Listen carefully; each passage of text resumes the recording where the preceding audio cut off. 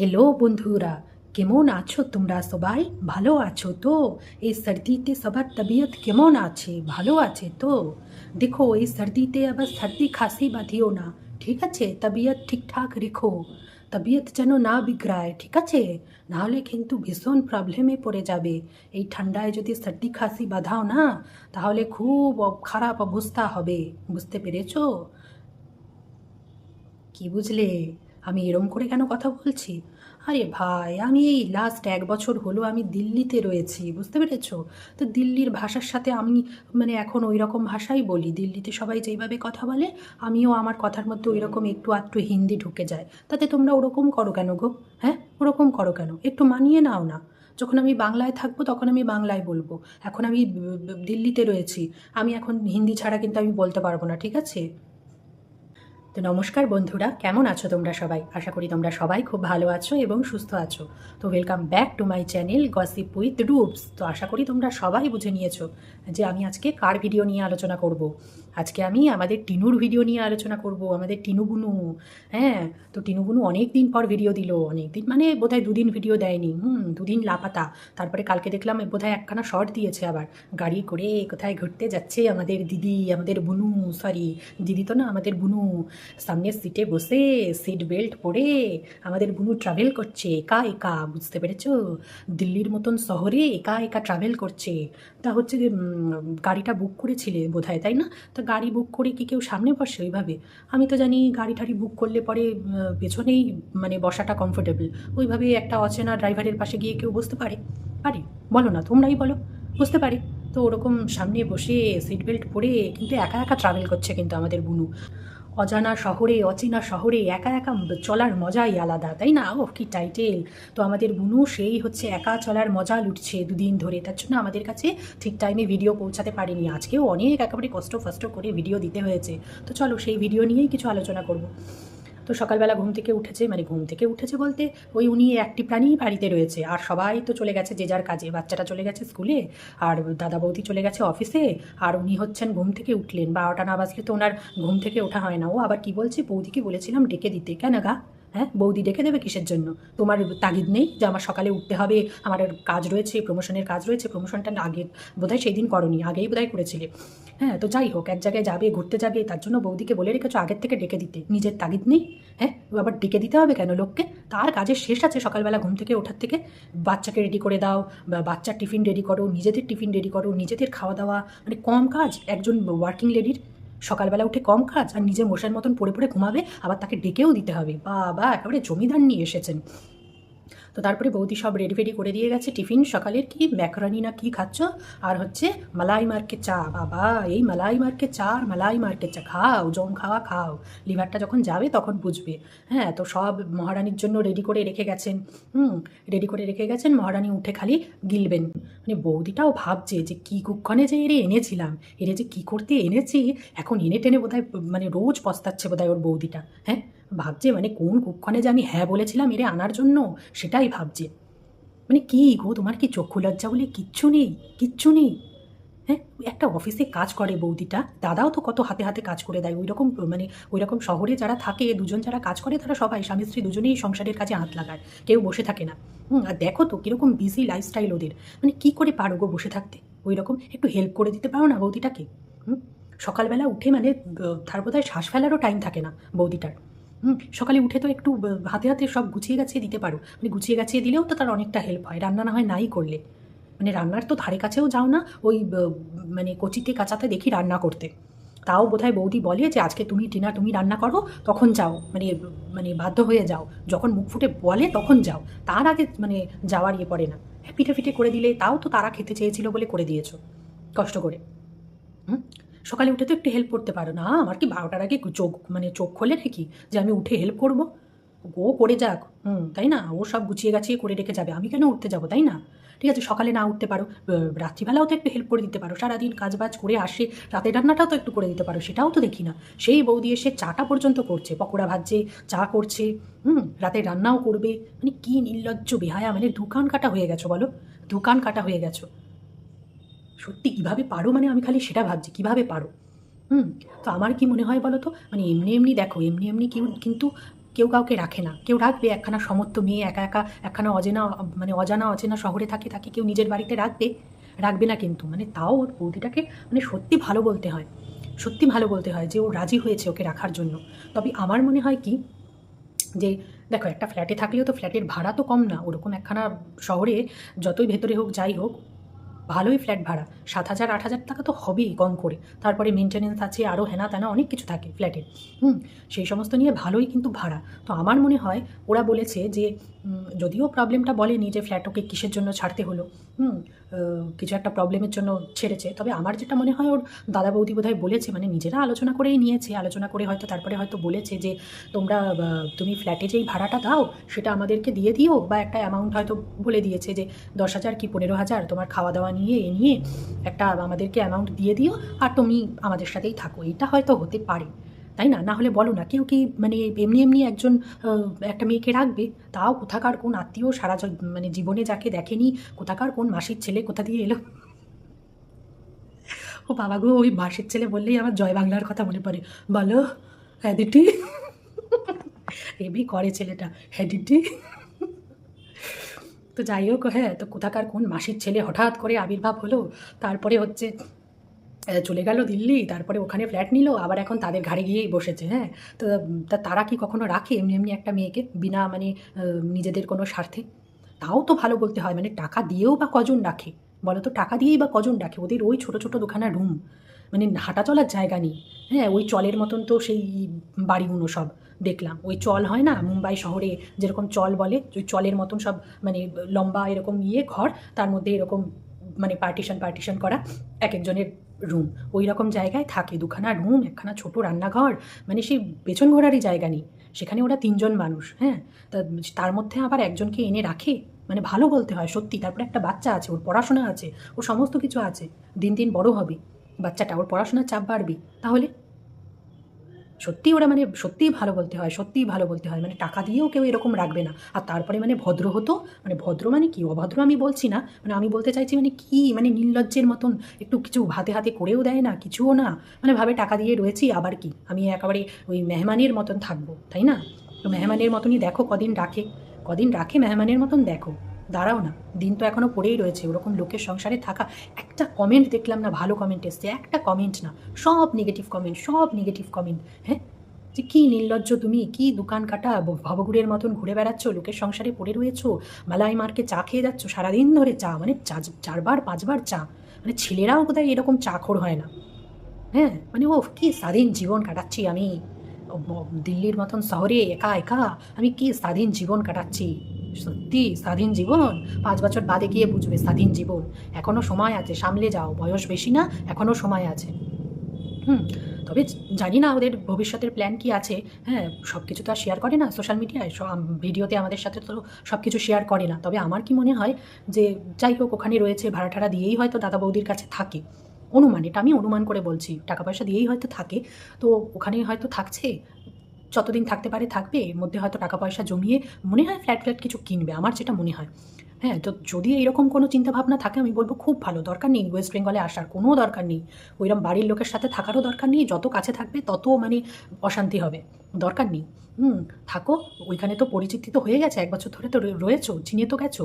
আর তারপরে নিজেদের যাই হোক টুকটাক আত্মীয় স্বজন তো রয়েছে, ওই রকম একখানা জায়গায় ফ্ল্যাট কেন, শান্তিতে থাকো। টিনু রেডি হয়ে গেল, রেডি হয়ে আবার কফি খাচ্ছে, মানে এই চা খেলো, টিফিন করলো, তারপরে স্নান টান করে রেডি হয়ে আবার কফি খাচ্ছে।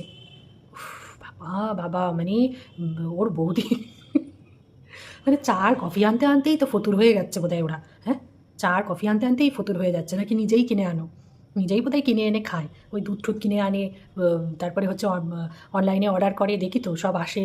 হ্যাঁ, বোধহয় নিজেই কিনে খায়, না হলে জানে আমার পেছনে লাথি দিয়ে ওরকম তাড়িয়ে দেবে। 5বার 6বার সারাদিনে চা খাওয়া কফি খাওয়া কে সহ্য করবে ওই সব?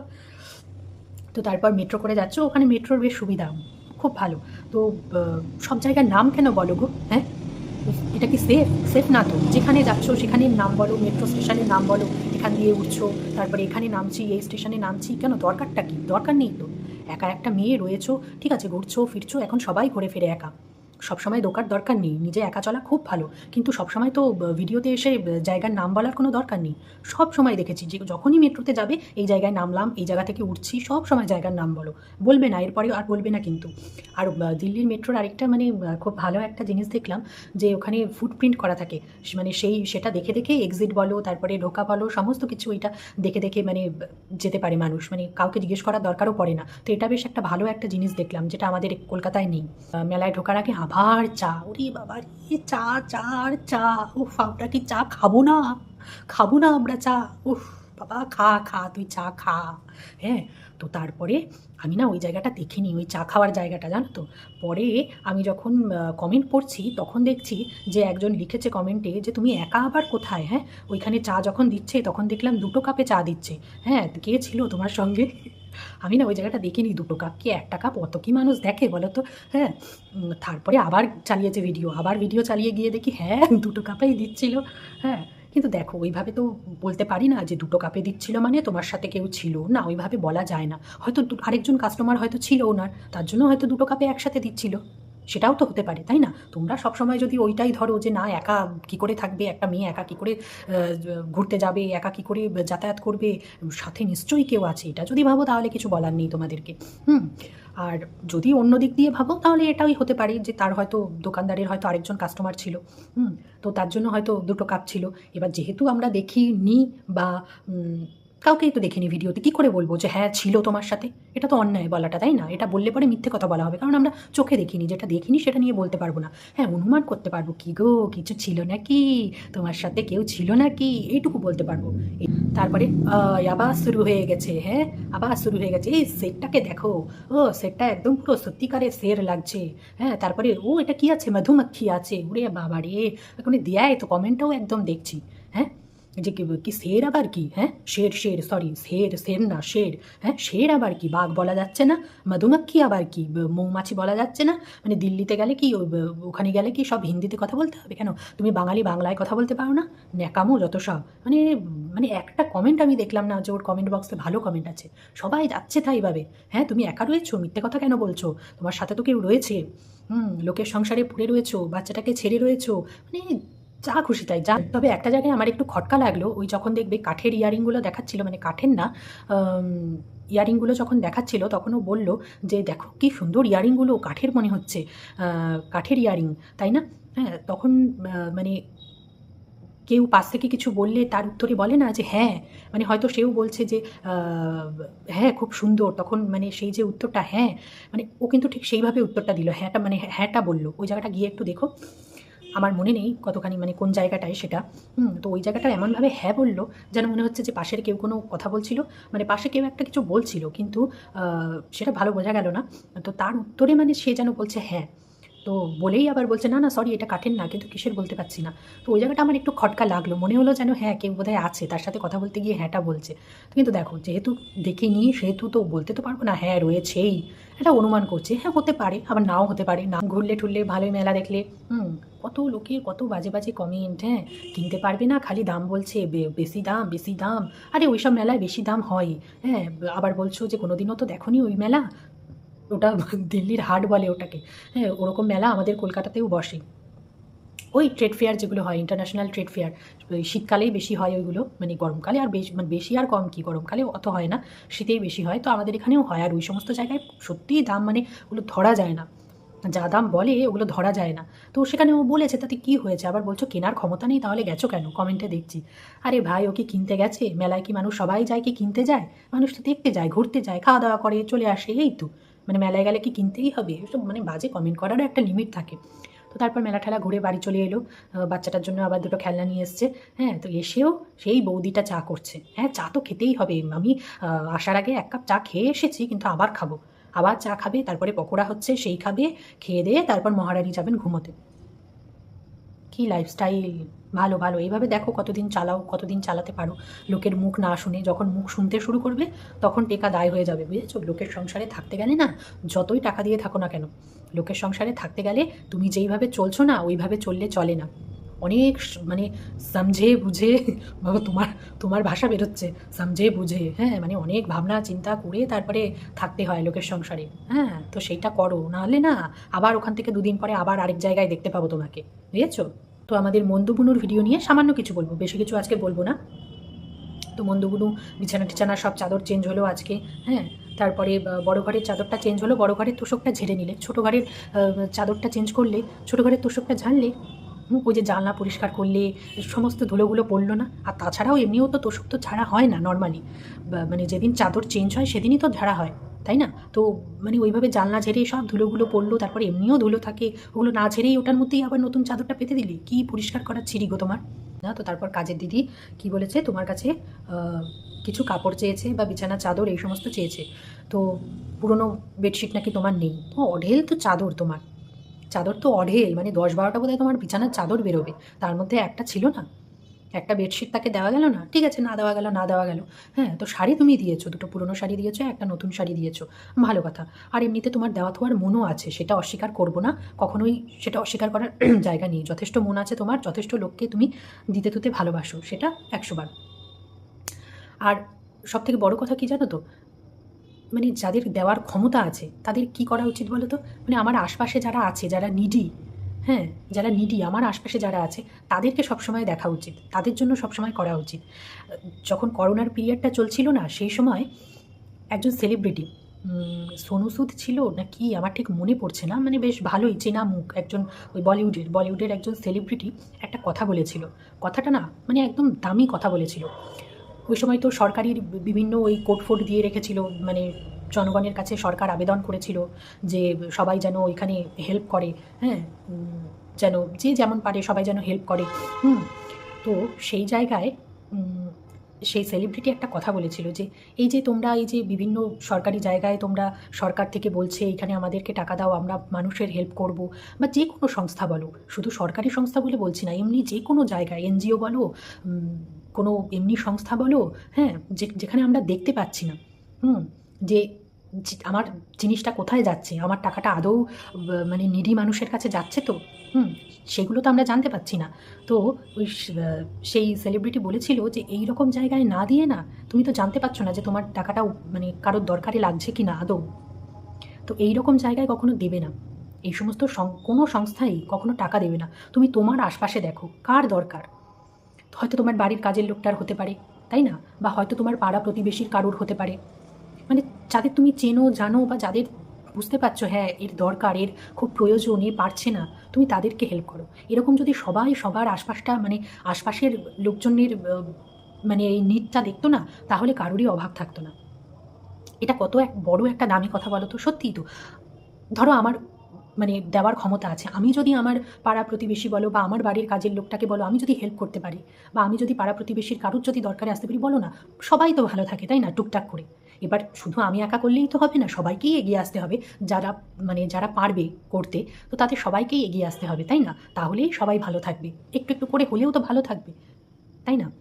তো এটা সবার আগে করার দরকার। তারপরে দেখতাম তুমি ইতিদিকেও অনেক কিছু জিনিসপত্র দিতে, অনেক মানে ব্যাগ ঠ্যাগ দিয়েছিলে, বা তোমার অনেক পুরনো জামা কাপড়ও দিয়েছিলে। তো এইগুলো তুমি করে থাকো, এগুলো তোমার অবশ্যই ভালো একটা গুণ। তো তারপরে ওই হচ্ছে রান্নাঘরের ওই কী বলে, ওই বাসনগুলো ঠিক করলে, হ্যাঁ, ওই ক্যাবিনেটের কী বলে, ওই মডিউলারের ওই ইয়েগুলো ঠিক করলে, গুছিয়ে রাখলে, তারপরে আমাদেরকে দেখাচ্ছ দেখো গুছিয়ে রেখেছি বলে কত জায়গা হয়েছে, কত জায়গা হয়েছে। সেই তো গোছালে কীরকম নোংরা হয়ে রয়েছে জায়গাগুলো, পুরো কালো হয়ে গেছে নাকি ওই রকমই ছিল আমি জানি না, মনে তো হলো নোংরা, ওইদিকে কড়াইয়ের ভেতরটাও কালো কালো সব নোংরা পড়ে রয়েছে। একবার মনে হলো না যে যখন গোছাচ্ছি তখন একটা ভেজা ন্যাকড়া নিয়ে জায়গাটা পরিষ্কার করে দিই, একবার মনে হলো না পরিষ্কার করে তারপরে বাসনগুলো রাখি, যখন হাতে দিয়েছি ওই নোংরার মধ্যেই বাসনগুলো রেখে দিলে বলো, মানে একটু পরিষ্কার করে নিতেও কষ্ট, কি কষ্ট, কি কষ্ট। ভিডিও বানাতে গিয়ে কি বলছো যে এতক্ষণ ভয়েস ওভারে হচ্ছে সামনে আসেনি, ভয়েস ওভারে দিতে হবে, এবার সামনে এসেই কথা বলবো, আর পেছনে কথা বলবো না। কারণ ভয়েস ওভার দিতে দিতে জীবন বেরিয়ে যায়। ওরে বাবারে, ওই তো ভিডিও, সারাক্ষণ ওই বকবক করছো, সামনে এসে ওই তো ভিডিও, ভিডিওতে কি থাকে, কি এডিট করা থাকে বলো তো, কি এডিট করা থাকে ভিডিওতে? হুম, মানে এই রকম ভিডিও বানালে কোনো এডিট করতে কষ্ট? ভিডিও বানাতে প্রিয়ার মতন ভিডিও বানাতে, তাসলিমার মতন ভিডিও বানাতে, ওই ভিডিওগুলো বানাতে জীবন বার হয়ে যায় ওগুলো এডিট করতে। আর সামান্য ওই ঘরের মধ্যে ওই সামনে এসে বকবক করবে, তাও 2-4 মিনিট ওই ভয়েস ওভার দেবে, তাই নাকি কষ্ট হয়ে যাচ্ছে, কষ্ট না, তো কোনো ক্রিয়েটিভিটি আছে ভিডিওতে, কিচ্ছু নেই, কিচ্ছু নেই। ওই ভিউয়ার্সরা, বোকা ভিউয়ার্স রয়েছে কতগুলো, ওই তারা এসে দেখে বলে ওই শপিং ভিডিও বসে মানে দেখতে বসে যায়, মাসকাবাড়ির ভিডিও দেখতে বসে যায়, আর ওইভাবেই চলে যাচ্ছে, তাই না? আর মানে কি বলবো, তা মানে ভিডিও যখন মানুষ দেখে তখন কি আর ভিডিওতে ক্রিয়েটিভিটি আনার কি দরকার পড়ে? তখন দরকার পড়ে না। তখন মানুষ কী ভাবে যে ও ঠিক আছে, আমি যেমন তেমনভাবে ভিডিও দিই না, মানুষ খাবে, মানুষ খাবে, আমার এখন একটা মুখ পরিচিতি হয়ে গেছে, এখন আমি যাই দিই না কেন, আমি যদি একখানা কেসেও ভিডিও দিই, আমি যদি একখানা ওই করেও ভিডিও দিই, আমার ভিডিও দেখতে মানুষ একেবারে হুমড়ি দিয়ে পড়বে। এইটা তোমার দোষ না, বুঝতে পারি, এটা তোমার দোষ না, এটা হচ্ছে ওই মানুষের দোষ যারা দেখে, এটা হচ্ছে তাদের দোষ। তারা যখন দেখা বন্ধ করে দেবে তখন দেখবে ভিডিওর ক্রিয়েটিভিটি, তখন দেখবে, তখন মনে হবে কিভাবে ভিডিও বানাই, কিভাবে এডিট করি, কিভাবে একটু ভালো ভিডিও মানুষের কাছে পৌঁছে দিই যাতে মানুষ একটু দেখতে আসে, তখন মনে হবে। এখন আসলে পেয়ে যাচ্ছ তো যেমন তেমন করে দিয়েও, হ্যাঁ, তো তার জন্যই আর কি, অত কষ্ট কে করে, ওই সামনে এসে একটু বকবক করবো, হয়ে যাবে। বানাতে হতো প্রিয়ার মতন ভিডিও, কত কষ্ট ওই সব ভিডিও এডিট করা ভয়েস ওভারে। তাসলিমা কি সুন্দর ভিডিও বানায়, দেখতেই ইচ্ছা করে। আর একখানা বাড়ি বসে বসে ভিডিও দিতে কষ্টে জীবন বার হয়ে যাচ্ছে তোমার। তারপরে কি রুটি বানাচ্ছি, মা গো মা, আগের দিনই বললাম যে একটু রুটি বানিয়ে নিতে পারো না, রুটি বানাতেও কষ্ট, পরের দিনই দেখি রুটি বানাতে বসে গেছে। হ্যাঁ, তাও কি ওই পাশের দোকানের হচ্ছে, দোকানটা বন্ধ, রুটির দোকান, তার জন্য মানে গেছিল রুটি আনতে, গেছিল কিনতে, গেছিল রুটি, কিন্তু যেই দেখেছে হচ্ছে দোকান বন্ধ, তারপরে এসেছে। তাও ভালো যে না, ধুর রুটির দোকান বন্ধ, তাহলে ভাতই খেয়ে নি, ভাত তো না, ওই ডালিয়া খাও, ডালিয়ায় খেয়ে নি, তাও যে বলনি। হ্যাঁ, আবার রুটি করতে বসেছে কষ্ট করে, বাবা কিন্তু রুটিগুলো কিন্তু ভালো শেখা হয়নি গো, বুঝেছো, একটু কিন্তু কাঁচা কাঁচা ছিল, রুটিগুলো ভালো করে শিখতে হবে। আসলে যারা করে না তাদের ওই রকমই হয়, হ্যাঁ, যারা রেগুলার করে তাদের হাতে রুটি মানে হয়, সবই প্র্যাকটিসের ব্যাপার, বলো না, সবই প্র্যাকটিস, মানে অভ্যাস থাকলে তখন সেইটাই মানে কত সুন্দর হয়। কিন্তু যেহেতু অভ্যাস নেই, 9 মাসে 6 মাসে বছরে একদিন হয়তো রুটি বানাও, তাহলে ওইরকম তো হবেই। তো তারপর খেয়ে ঠেয়ে কী দিয়ে খেলে, ওই আগের দিনের মাংস ছিল, খাসির মাংস, তাও আবার খাসির মাংস ছিল, খাসির মাংস দিয়ে রুটি খেয়েছো, 1 পিস মাংস দিয়ে। তো তারপরে খেয়ে টেয়ে এসে কী বলছো যে জিভের এখানটা ব্যথা হয়েছে, খুব ব্যথা হয়েছে, কিচ্ছু করতে পারছো না, খেতে পারছো না, কথা বলতে পারছো না, খুব কষ্ট হচ্ছে, খুব কষ্ট হচ্ছে। মাংস দিয়ে কে খেলো? হ্যাঁ, ডালিয়া হলে তো তাও গিলে গিলে মানে খেয়ে নেওয়া যেত, রুটিটা তো চিবোতে হচ্ছে, মাংসটাও তো চিবোতে হচ্ছে, তাই না? রুটি মাংস তো দিব্যি খেয়ে এলে, দিব্যি খেয়ে এসে তারপরে আবার বলতে বসেছো যে খুব কষ্ট হচ্ছে, কিচ্ছু খেতে পাচ্ছি না। হ্যাঁ, কী করে বলো গো? ও তুমি তো আবার এই দিক দিয়ে চিবোও না, তুমি তো আবার এইখানে মুখের এই জায়গাটা নেবে, এরম করে জাস্ট একবার মুখটা নাড়বে, গিলে নেবে। তোমাকে তো চিবোতেও দেখি না, আর হচ্ছে মানে এই জায়গাটা নিয়ে মানুষ কী করে খায় তা কে জানে, এরম করে। এর জন্যই খেতে পেরেছো, সরি সরি, আমারই বলাটা ভুল হয়ে গেছে, যে তুমি জিভে ব্যথা নিয়ে কী করে খেলে, এবার বুঝতে পেরেছি, ওইভাবে খাও দেখেই তার জন্য খেতে পেরেছো। সত্যি। তো চলো, মন্দবনুর ভিডিওটি এইটুকুই বলার ছিল। কেমন লাগলো ভিডিওটা বলো কিন্তু, ঠিক আছে? তো আজকের মতন চলো এটুকুই রাখছি, টাটা, বাই বাই, আবার যেন দেখা পাই।